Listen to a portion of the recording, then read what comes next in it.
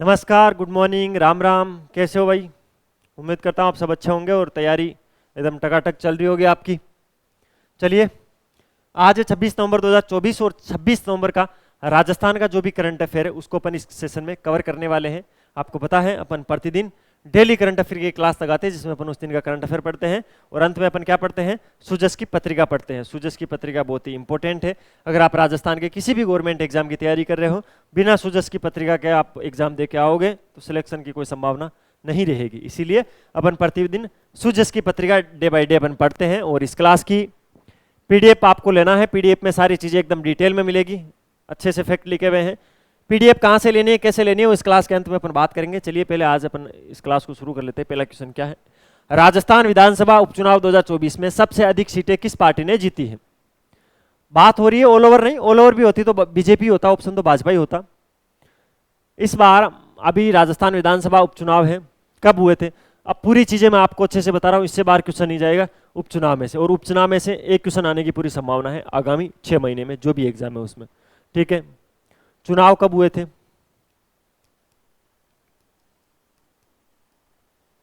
13 नवंबर 2024। चुनाव के बाद में क्या आया? चुनाव के बाद में क्या आया? परिणाम आया सर 23 नवंबर को। 23 नवंबर 2024 को क्या आया? परिणाम आया। दो डेटे हैं, कोशिश करना याद रह जाए। ठीक है, टोटल कितनी सीटों पर? 7 सीटों पर चुनाव हुए। बीजेपी ने कितनी जीती? 5 सीट। कांग्रेस ने कितनी जीती? 1 सीट।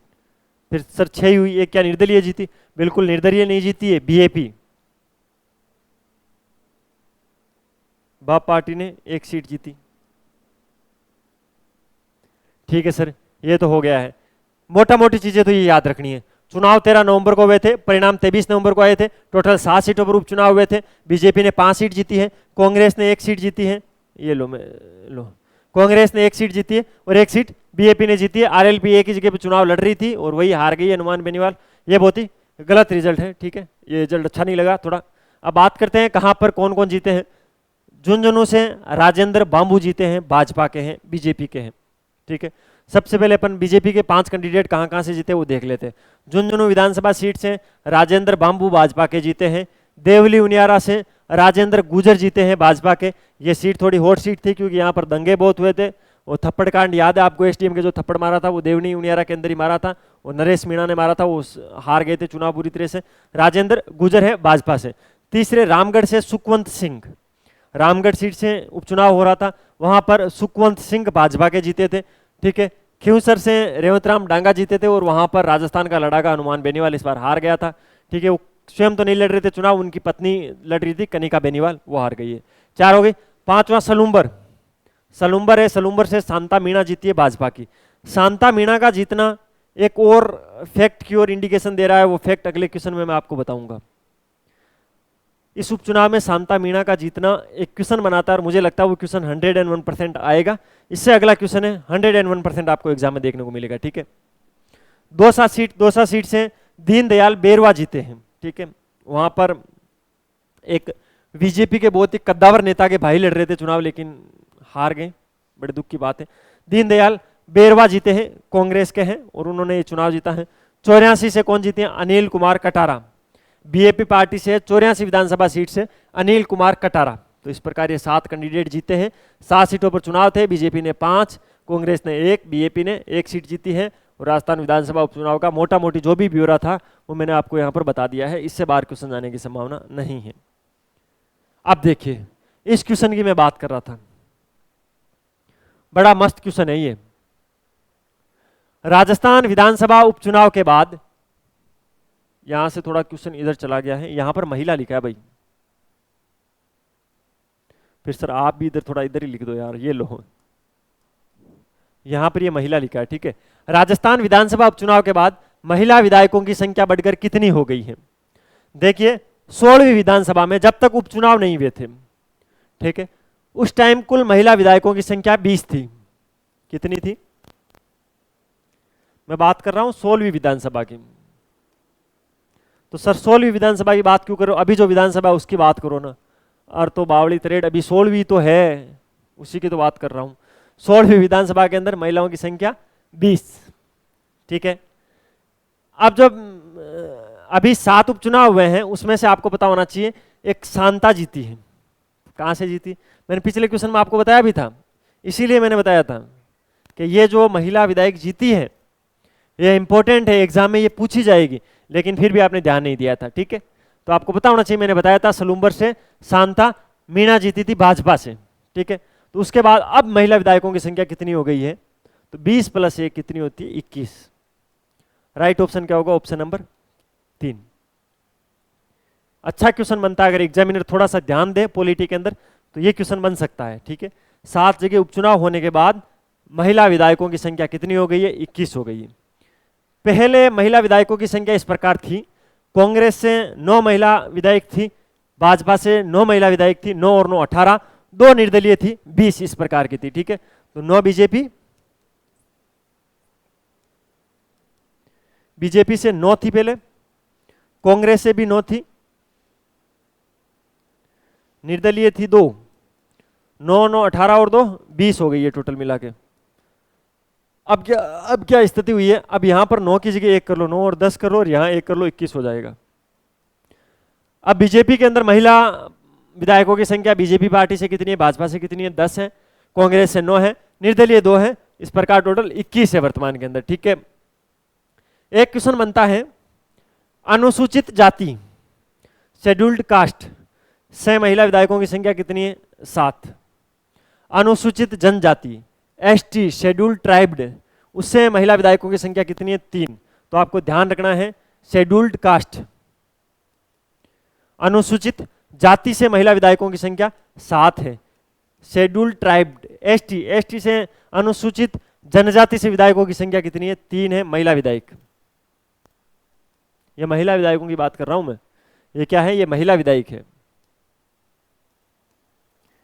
ये क्वेश्चन बनता है भाई, अच्छा क्वेश्चन बनता है, अगर एग्जामिनर को पूछना हो तो ध्यान रखना है, ठीक है। ये सारे फैक्ट आप याद कर लेना। और इसमें से जो ये महिला विधायक वाला क्वेश्चन है ये थोड़ा क्रिटिकल है, अलग टाइप का लग रहा है, नया क्वेश्चन बन रहा है, अच्छा तो पूछा जा सकता है भाई। अगले क्वेश्चन पे चलते हैं।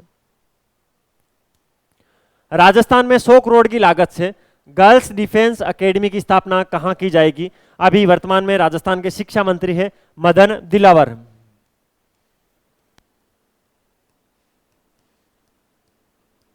मदन दिलावर जी ने जेमल नगर, कहां पर, जेमल सर, सही नाम इसका जेमल सर है।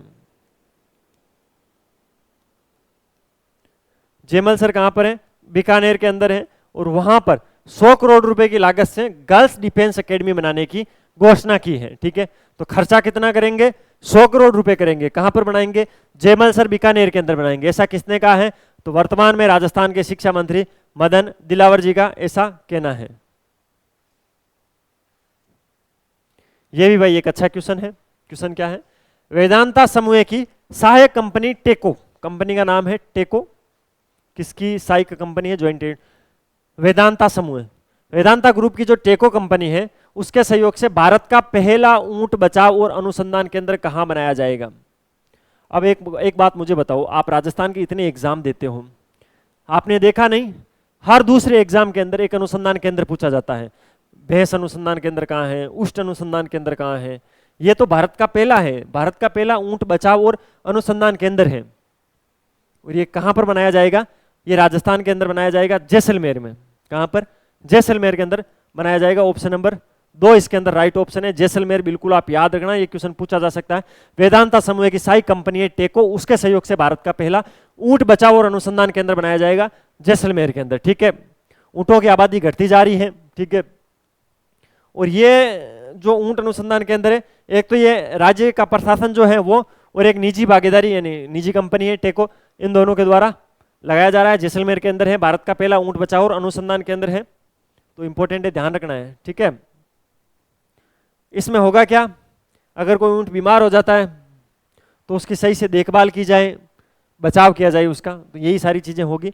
इसके अलावा केंद्र टीकाकरण जो कार्यक्रम है उनका भी सुचारू रूप से क्रियान्वयन इसके माध्यम से किया जाएगा, जिसके अंदर चिकित्सा देखभाल के माध्यम से टीकाकरण किया जाएगा, विशेष रोगों की रोकथाम के लिए विशेष रोग कौन कौन से हैं, जैसे सर्रा हो गया, मेंज हो गया। अरे यार अभी तो आपको ये सारे रोग आ ही रहे होंगे, मैं अभी क्या बता रहा हूँ।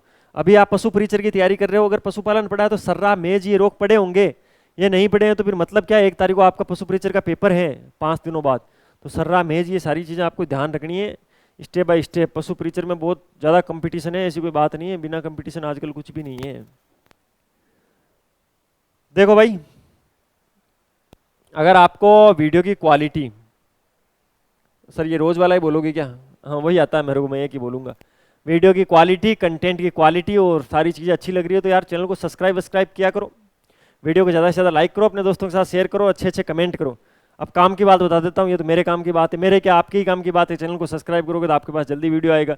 चैनल को अगर आप सब्सक्राइब ही नहीं करोगे तो फिर मैं बार बार क्यों क्लास डालूंगा, फिर बंद कर दूंगा क्लास डालना, और तो क्या करूँगा। और इसके अलावा पीडीएफ आपके काम की चीज़ है बहुत ही, पीडीएफ आपको लेनी है। पीडीएफ में मैं जितने भी फैक्ट यहाँ बोलता हूँ और उससे भी ज़्यादा फैक्ट उस पीडीएफ में मिल जाएंगे, तो पीडीएफ आप ले लेना। पीडीएफ कहाँ पर मिलेगी, तो ये नंबर है 9887809083।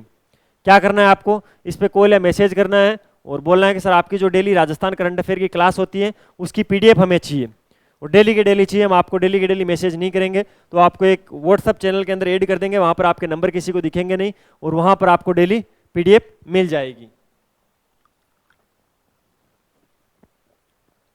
इसके अलावा ये अपनी वेबसाइट है infusionnotes.com के नाम से, इस पे आप जाना। RS पटवार ग्राम सेवक फर्स्ट ग्रेड सेकंड ग्रेड जिस भी एग्जाम की तैयारी करे उसके नोट्स यहाँ से खरीद लेना, बहुत ही शानदार नोट्स है, इंडियन नोट्स है, हाथ से लिखे हुए नोट्स है, अच्छे नोट्स है। ये अपना इंस्टाग्राम अकाउंट है infusion/notes के नाम से, इसको जरूर फॉलो कर लेना। क्वेश्चन क्या है, 22 नवंबर 2024 को 100वें तानसेन उत्सव 2024 का आयोजन कहाँ किया गया? तानसेन वो नहीं, सिग्नेचर तानसेन रजनीगंधा वो नहीं भाई, ये तानसेन अलग है। जो तानसेन खा के पढ़ाई करते हैं उनको तानसेन आते ही याद आ जाता है कि तानसेन जो उत्सव मनाया जा रहा है, भाई उस तानसेन पे उत्सव नहीं मनाया जा रहा है। तानसेन कौन थे आप जानते हो? तानसेन अकबर के दरबारी संगीतज्ञ थे, ग्वालियर के थे, इनकी मृत्यु आगरा के अंदर हुई थी, ठीक है। तानसेन का असली नाम था रामतनु पांडे। तो आप ऐसे दुकान पे जाके मत बोलना सर रामतनु पांडे दो हमें, तानसेन ही बोलना आप तो, ठीक है। 100वां तानसेन उत्सव मनाया गया था, उसका आयोजन कहां पर किया गया था? जवाहर कला केंद्र जयपुर के अंदर किया गया था। कहां पर? जवाहर कला केंद्र जयपुर के अंदर किया गया था। कब हुआ था? 22 नवंबर 2024 को यह कार्यक्रम हुआ था, ठीक है। आयोजनकर्ता कौन था, इंपॉर्टेंट ये है एग्जाम में। अगर कोई अच्छा क्वेश्चन पुट होता है तो एग्जाम में ये क्वेश्चन पुट होता है कि जो 100वां तानसेन उत्सव था उसका आयोजन किसने करवाया था? मध्य प्रदेश के सांस्कृतिक विभाग और जवाहर कला केंद्र ने मिलकर करवाया था, ठीक है। इंपॉर्टेंट ये है, हुआ जयपुर में था लेकिन मध्य प्रदेश का पर्यटन विभाग,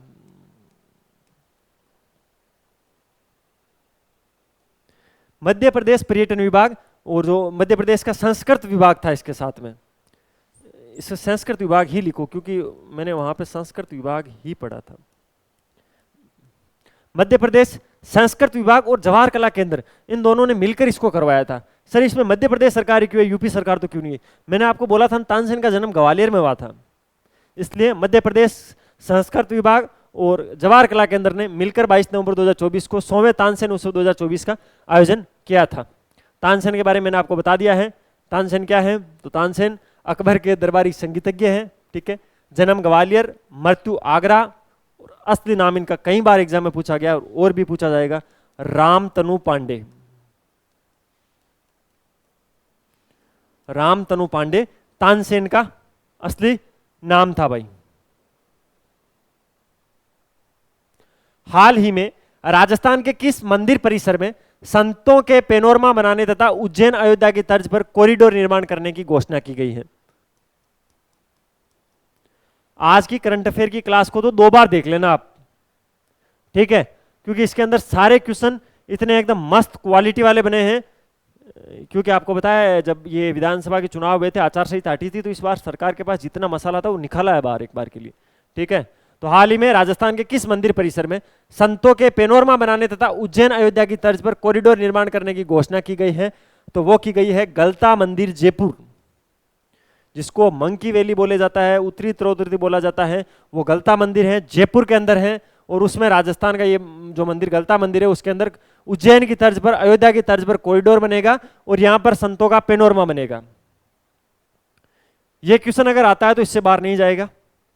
और क्या क्वेश्चन इसके आसपास के बन सकते हो बता देता हूं।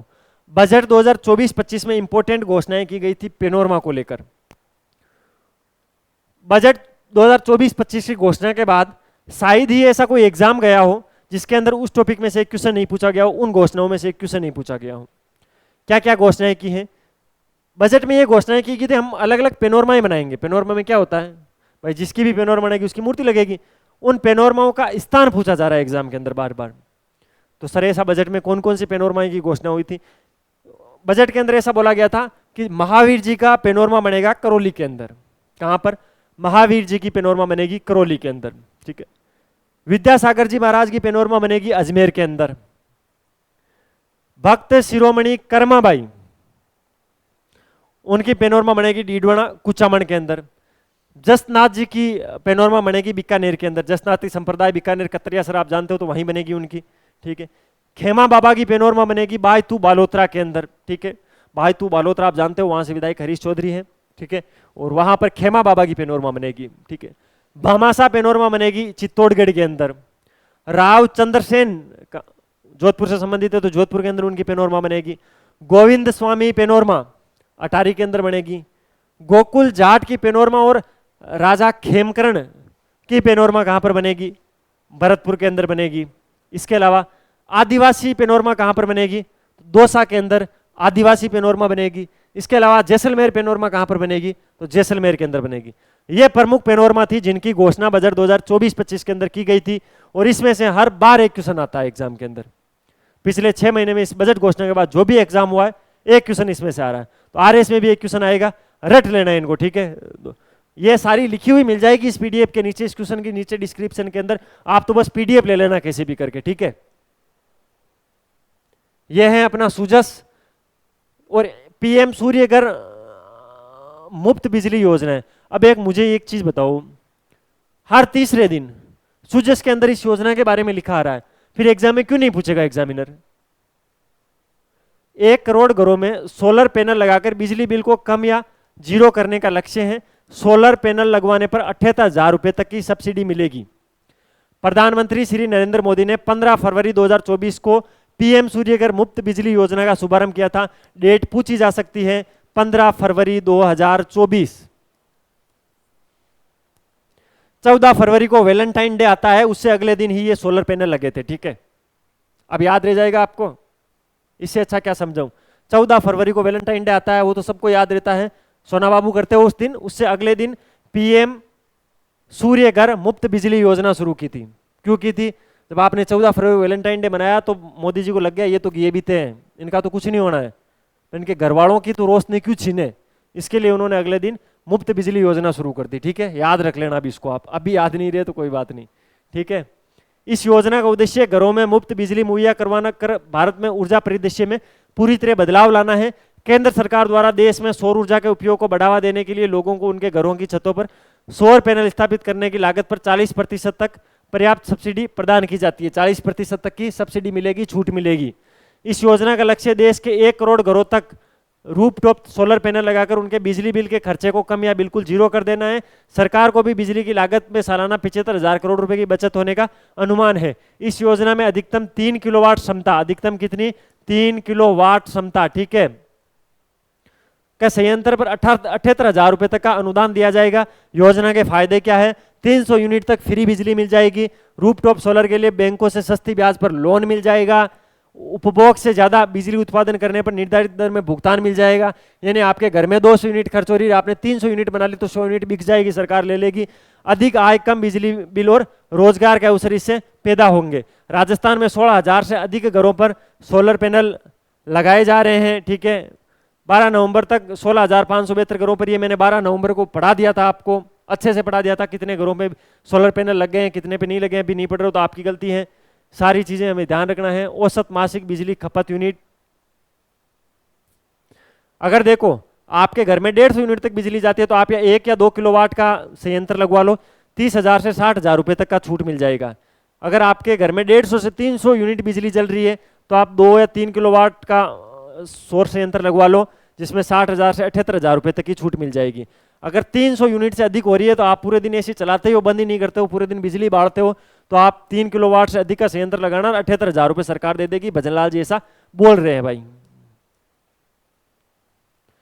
राष्ट्रीय महिला आयोग आपके द्वार, बीकानेर, जन सुनवाई 26 नवंबर को। आज क्या है भाई, आज 26 नवंबर है, आज जन सुनवाई है। बीकानेर वालों सुन लेना, चले जाना, अगर कोई समस्या हो तो यहाँ लेके, ठीक है। महिला आयोग आया हुआ है आपके द्वार। राष्ट्रीय महिला आयोग प्रत्येक महिला के सशक्तिकरण में उनके अधिकारों की सुरक्षा के लिए प्रतिबद्ध है। महिला सशक्तिकरण है उनके विषयों पर जमीनी स्तर पर संबोधित करने के लिए आयोग द्वारा राष्ट्रीय महिला आयोग आपके द्वार कार्यक्रम शुरू किया गया है। 26 नवंबर को बीकानेर के अंदर है, जहां पर हनुमानगढ़, अनूपगढ़, गंगानगर कहीं का भी आदमी हो तो वहां चल जाना भाई। और यह पैराग्राफ इंपॉर्टेंट है, इसमें राष्ट्रीय महिला आयोग के अध्यक्ष श्रीमती विजया रहाटकर। तो आपसे एग्जाम में ये पूछा जा सकता है राष्ट्रीय महिला आयोग की वर्तमान में अध्यक्ष कौन है, श्रीमती विजया रहाटकर। आयोग की सदस्य कौन कौन है, श्रीमती ममता कुमारी और डॉक्टर अर्चना मजूमदार, ये दोनों आएंगे। आयोग की सदस्य सचिव श्रीमती मीनाक्षी नेगी है। तो राष्ट्रीय महिला आयोग की सचिव कौन है, श्रीमती मीनाक्षी नेगी है, वो पहुंचेगी। अर्चना मजूमदार और ममता कुमारी है वो सदस्य हैं, वो दोनों आएगी। वर्तमान में अध्यक्ष है विजया रहाटकर, वो आएगी। तो एग्जाम में ये पूछा जाएगा भाई, समझ गए। और ये नंबर है जन सुनवाई से संबंधित कार्रवाई के लिए, इस नंबर पे आप फोन कर देना, बात कर लेना उनसे। जहां भी सूजस में ऐसी चीज दिखे सोच लेना क्वेश्चन फ्रेम है। मत्स्य उत्सव है 25 से 27 नवंबर, कल शुरू हो गया था मत्स्य उत्सव। 25 से 27 नवंबर 2024 को मत्स्य अलवर के अंदर हो रहा है, ठीक है। मत्स्य उत्सव कहां पर हो रहा है, अलवर में। 25 से 27 नवंबर को पर्यटन विभाग एवं जिला प्रशासन अलवर के द्वारा इसको मनाया जा रहा है, ठीक है। तो ये यहाँ पर लिखा होता है, आप सभी आमंत्रित हो भाई, जाना, मत्स्य उत्सव का फायदा उठाना, कहीं मत जाओ, पढ़ लो। 2 तारीख को एग्जाम है, 2 फरवरी को आरएस का एग्जाम है, ठीक है। वीडियो कैसी लगी, इससे आगे मेरे हिसाब से स्लाइड नहीं होनी चाहिए, नहीं है। तो ये था 26 नवंबर का करंट अफेयर। वीडियो कैसा लगा, अगर अच्छा लगा है तो सब चीज़ें कर देना, वो सब्सक्राइब जो भी है। और ये पीडीएफ आप जरूर ले लेना, ठीक है। बहुत ही शानदार पीडीएफ है, कैसे लेनी मैंने बता दिया।